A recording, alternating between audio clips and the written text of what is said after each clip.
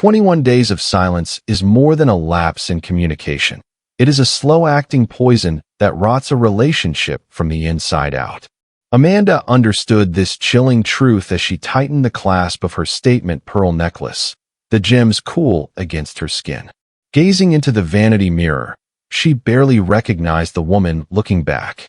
She looked lethal. Her hair was swept into a sleek, gravity-defying updo that exposed the defiant line of her throat. Her makeup was sharp, evening dark, and meant for a woman who was ready to be seen or feared. She smoothed the fabric of a deep red mini dress, a garment that cost a small fortune and clung to her like a second, more dangerous skin. Red. It was the color of a siren's call, a declaration of war, and the very lifeblood of the empire her husband ruled. Jean Temu hadn't truly looked at her in 3 weeks. She had tallied every hour of his absence like a prisoner marking time on a cell wall. Their sole penthouse, once a sanctuary of whispered promises, had been remodeled into a mausoleum of unspoken words. He had taken up residence in the guest suite the night the accident happened.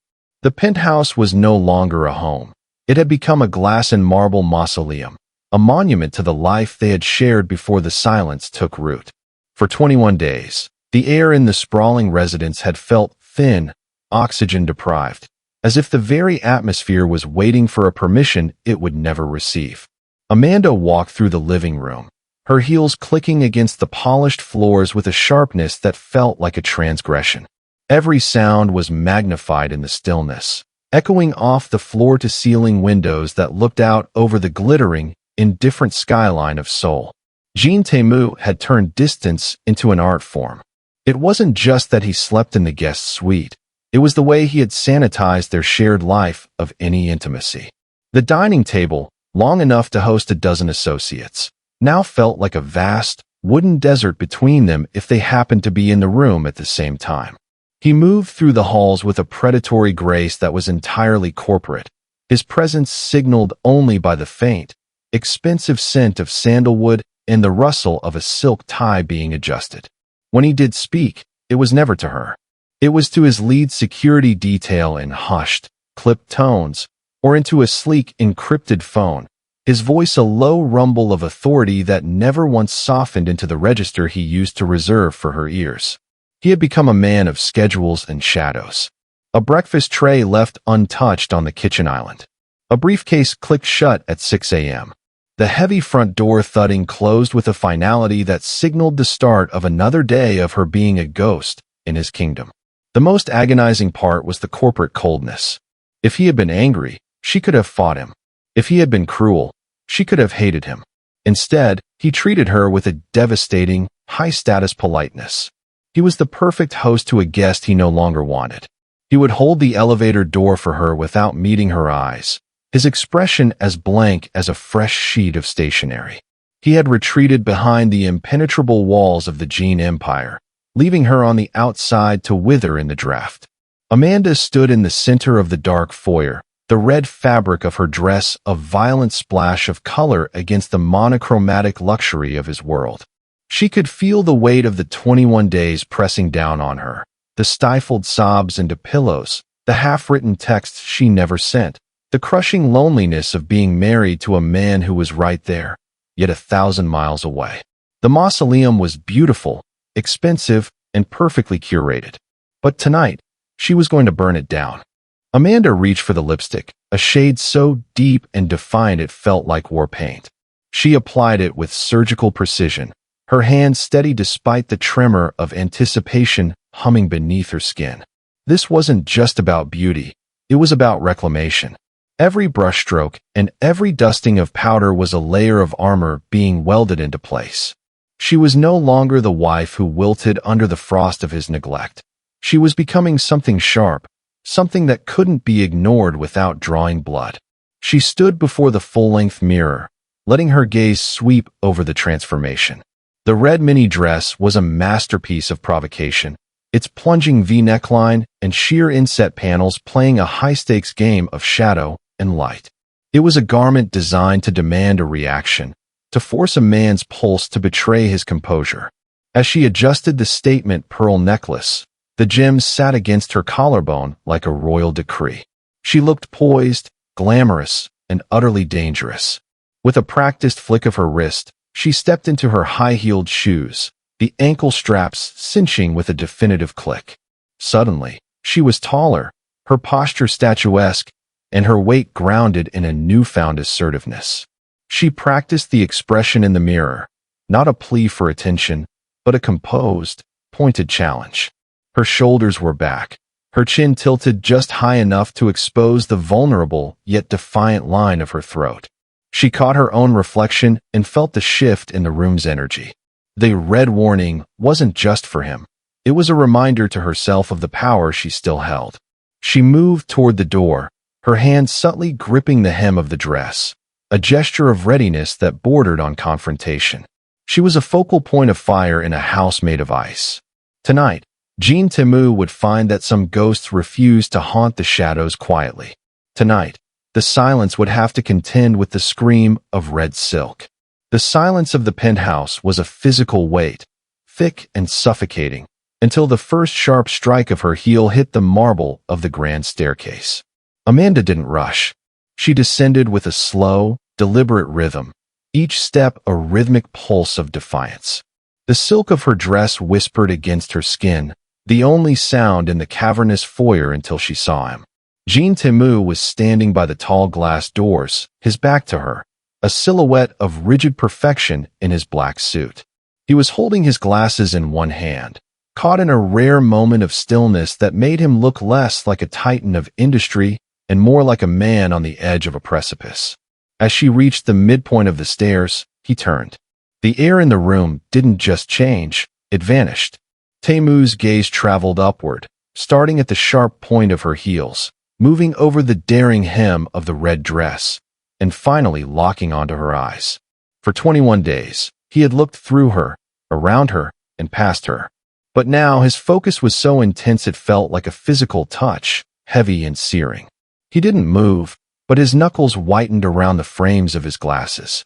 The professional restraint he wore like armor was visibly fraying at the seams. Amanda continued her descent, her heart hammering a frantic rhythm against her ribs that contradicted her poised expression. She stopped 3 steps from the bottom, placing her hand lightly on the banister, putting them at eye level. The red warning had landed. The vacuum of the last 3 weeks was filled in an instant with a volatile, electric tension. She could see the conflict behind his dark eyes, the warring instincts of a man who had spent 3 weeks trying to convince himself he didn't care, and the possessive predator who couldn't look away from what was mine. "You're late," he said. The voice was low, gravelly, and rough with a disuse that betrayed how much the silence had cost him. It wasn't the polite, distant tone of the last 21 days. It was sharp. It was proprietary. The sound of it broke the glass wall between them, shattering the mausoleum they had been living in. Amanda didn't flinch. She met his stare with a pointed curiosity, her shoulders back, her weight grounded. She didn't offer an excuse or a greeting. She simply let the red silk and the heavy silence do the talking, waiting for the man who claimed to own everything to realize he was about to lose the only thing that mattered. The 3 steps remaining between them felt like a battlefield. Temu's gaze was a physical weight, his eyes tracking the slight rise and fall of her chest as she drew a slow, deliberate breath. He stood at the base of the stairs like a sentry guarding a gate he had no intention of letting her pass. "You're not wearing that outside," he said, his voice dropping an octave, vibrating with a raw, territorial edge that had been absent for 21 days. Amanda let out a soft, sharp laugh that cut through the heavy air like a razor. She descended the final steps until she was standing directly in his space, the scent of her expensive perfume clashing with the sterile, woody aroma of his cologne. "Is that a command, Temu? I thought we were back to communicating through your assistants. Should I wait for a formal memo from your office before I decide on my shoes?" His jaw tightened, a small muscle leaping in his cheek. He slowly began to put his glasses back on, a habitual move to regain his boss persona, the mask of the calculating, untouchable leader of the Jean Syndicate. But his hands hesitated, his fingers trembling slightly against the frame. The sight of her in that dress, looking like a siren carved from rubies, was systematically dismantling his carefully curated wall of indifference. "Amanda, don't play games," he warned, his tone attempting to regain its clinical coldness. "It's late. The city is unstable. You're staying home." "Oh, so now you're concerned about the stability of the city? Or are you just worried that someone else might look at me the way you've forgotten how to?" She stepped closer, her chest nearly brushing the lapel of his black suit. She reached up, her fingers hovering just inches from his tie. "You've spent 3 weeks perfecting your professional restraint, Tae-moo. You've treated me like a line item on a ledger. But now that the ledger is walking out the door, suddenly the boss has something to say?" Tae-moo's composure cracked. He didn't just move, he reacted. He reached out, his hand snapping around her waist to pull her flush against him, his other hand discarding his glasses onto a nearby marble console with a careless clatter. The restraint was gone, replaced by a dark, shimmering rage that was far more honest than his silence. "You are mine," he hissed, his face inches from hers, his breath hot against her lips. "Not the city's, not the galas. Mine. And that dress isn't leaving this house, and neither are you." Amanda didn't flinch. Instead, a small, triumphant smile touched her crimson lips. She had finally found the man behind the machine, and she wasn't about to let him hide again. The pressure of his hand against her waist was the first real heat she'd felt in weeks, but Amanda refused to melt into it. Instead, she braced her palms against his chest, feeling the frantic, heavy thud of his heart through the expensive wool of his blazer. The glass wall that had stood between them for 21 days was cracking, and she wanted to be the one to shatter it completely. "You don't get to do that," she breathed, her voice trembling with a cocktail of fury and relief. "You don't get to ignore me until I'm a ghost in my own hallways, and then decide you still own the haunting. For 3 weeks, I've been invisible to you. I've eaten alone, slept alone, and watched you walk past me like I was just another piece of furniture you were tired of looking at." Tae-moo's grip tightened, his fingers digging into the silk of her dress. His face was a mask of tortured restraint, his eyes dark with a pain he had tried to bury under layers of corporate ice. "I didn't make you a ghost, Amanda. I was giving you the space you so clearly craved." "Space?" she mocked, her eyes flashing. "You gave me a tomb. You shut me out without a single word, leaving me to wonder which of my sins was great enough to warrant an emotional execution. Your sin was wanting out." Tae-moo finally exploded, the sound of his voice echoing off the high marble ceilings. He let go of her waist only to grab the banister beside her head, pinning her into the small space between the wood and his body. The boss was gone. There was only a man bleeding out from an invisible wound. "I heard you, Amanda. That night in the kitchen. I heard you telling Ju how trapped you felt. How the weight of being married to me was suffocating you." Amanda froze, the air leaving her lungs in a sharp gasp. The memory of that night flooded back. The tears, the wine, the overwhelming fear she'd felt after a threat had been delivered to their front door. "You heard that?" she whispered, the fire in her eyes softening into sudden, agonizing clarity. "Every word," he hissed, his forehead dropping to rest against hers. "I thought if I stayed away, if I stopped touching you, stopped looking at you, maybe the cage wouldn't feel so small. I thought I was letting you breathe, but every day I didn't speak to you. I felt like I was the one who was dying." The silence that followed wasn't the cold, empty void of the last 3 weeks. It was heavy, thick with the realization of a catastrophic misunderstanding that had nearly cost them everything. The space between them was no longer a void. It was a pressurized chamber, thick with the scent of sandalwood and the heavy, electric scent of a storm finally breaking. Tae-moo's forehead remained pressed against hers, his eyes closed as if the mere admission of his pain had drained the strength from his formidable frame. "You think I wanted to leave?" Amanda's voice was a jagged whisper, her palms sliding up from his chest to cup his face, her thumbs tracing the rigid line of his jaw. "Tae-moo, look at me." When he opened his eyes, the cold, calculated Mafia boss was nowhere to be found. In his place was a man who looked utterly haunted. I told you I felt trapped because I couldn't reach you, she confessed, a single tear escaping to track a shimmering path down her cheek. I felt suffocated by the walls you built to protect me. You stopped sharing your life, your dangers, your thoughts. I wasn't trapped by your world, Temu. I was trapped in the silence of our home. I was drowning because the man I married had replaced himself with a ghost in a black suit. Temu's breath hitched, his grip on the banister loosening as he surged forward, burying his face in the crook of her neck. His hands, usually so steady when holding the fate of his empire, were trembling as they gathered the silk of her dress. I thought I was the poison, he rasped against her skin. The threats from the Kims, the hits on the shipping ports. I thought if I pulled away, if I made myself a stranger, the target on your back would fade. I heard trapped and I assumed I was the cage. You are the only place I feel free, she countered, pulling him back so she could lock her gaze with his. But I won't be a prize you lock in a vault to keep safe. If there is a war coming, I want to stand beside you, not wait in a mausoleum for a husband who treats me like a liability. The physical tension that had held them in a deadlock for 3 weeks snapped. It wasn't a gentle release. It was a total collapse of their defenses. Temu's mouth found hers in a desperate, bruising kiss that tasted of 3 weeks of hunger and months of suppressed fear. It was a reclamation, a frantic attempt to bridge the distance he had created. In the shadows of the foyer, surrounded by the cold marble and the symbols of his power, the truth had finally stripped them bare. She wasn't his ward, and he wasn't her jailer. They were two halves of a singular, dangerous whole, finally breathing the same air again.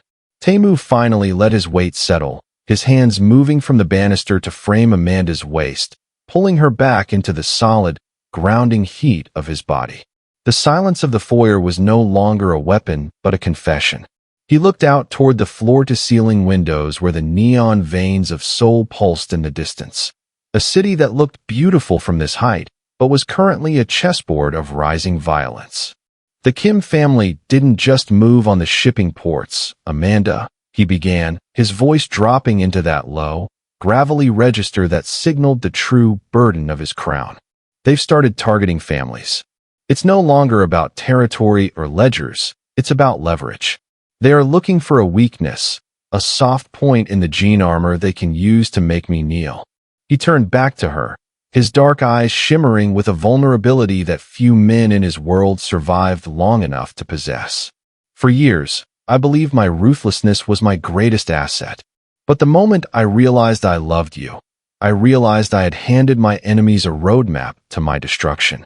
Every time I looked at you these last few weeks, all I saw was a target. Every time you laughed or moved through this house, I imagined how easily they could take that from me.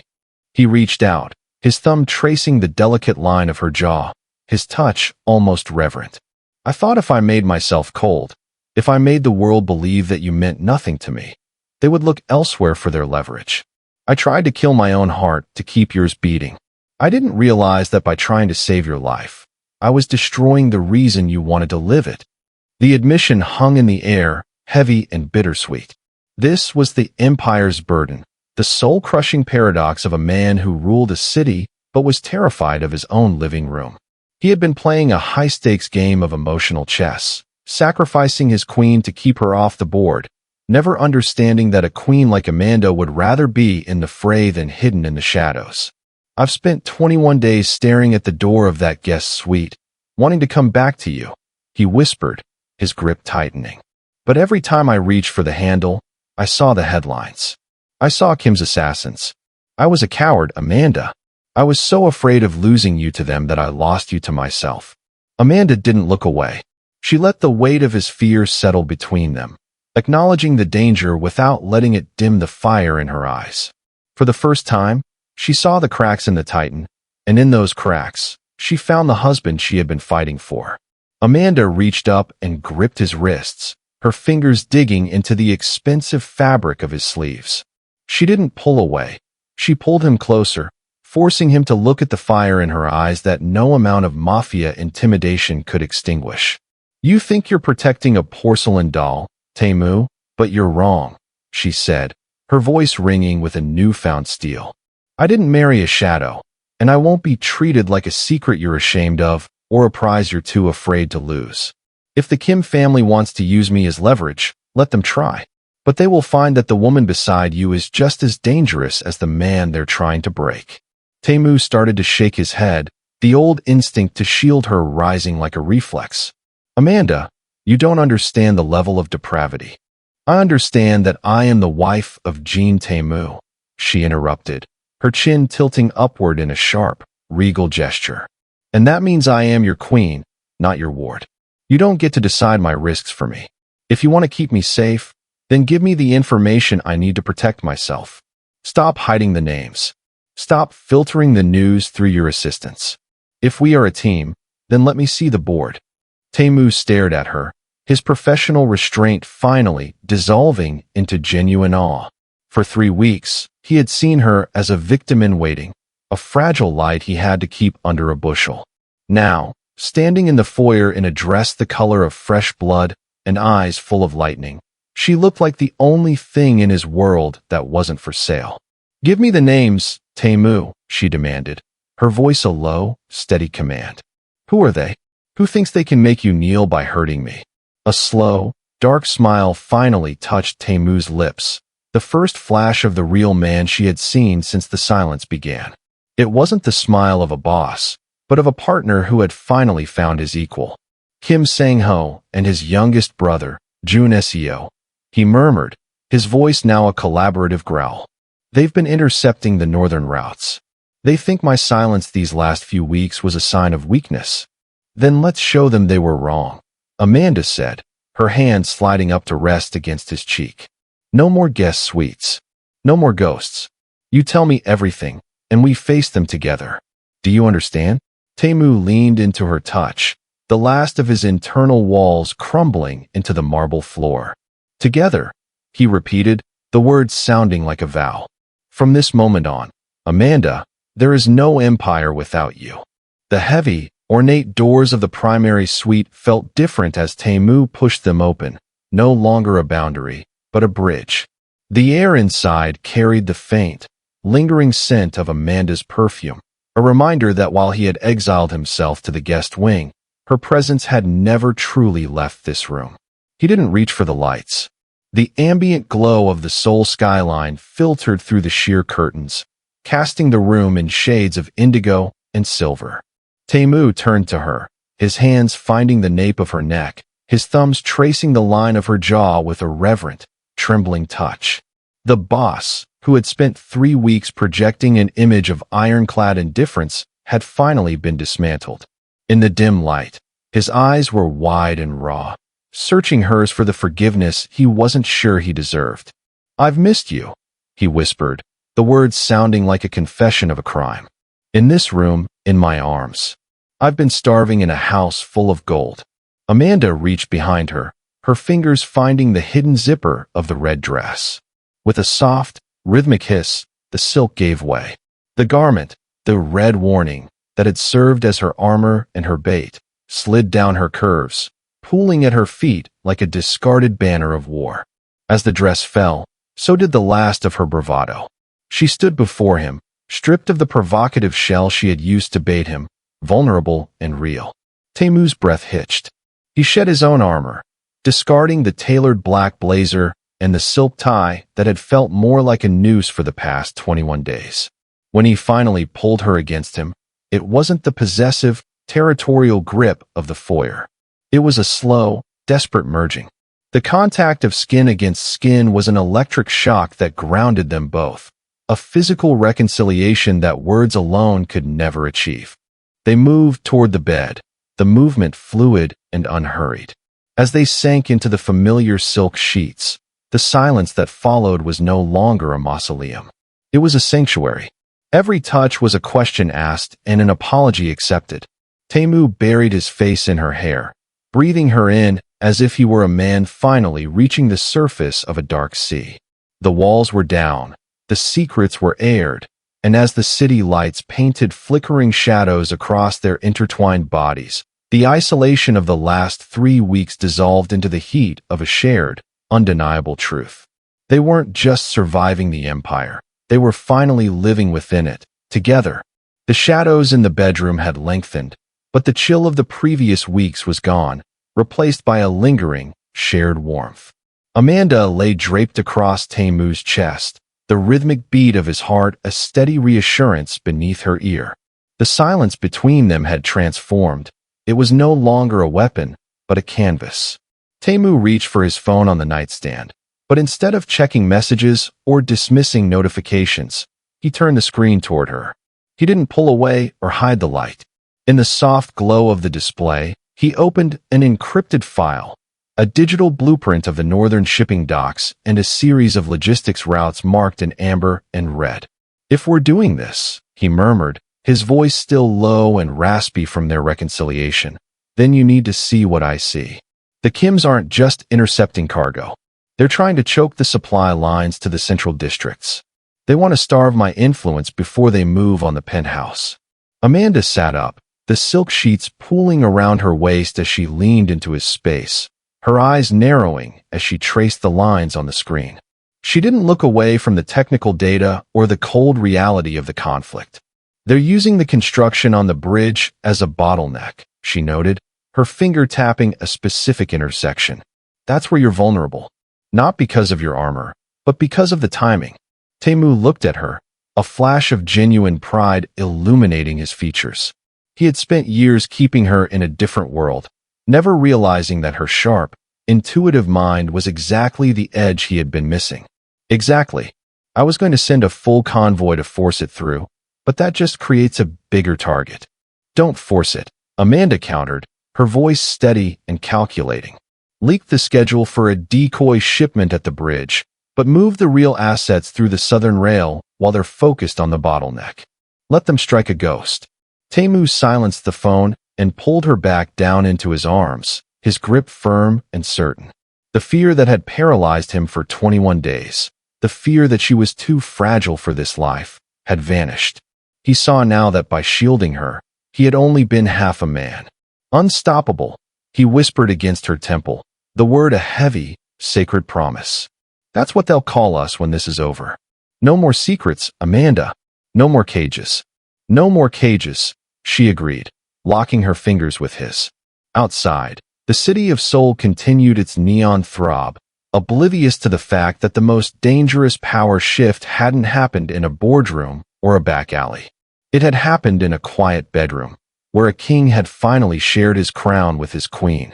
They were no longer a man protecting a prize. They were a singular, lethal force, ready to turn the red warning into a victory.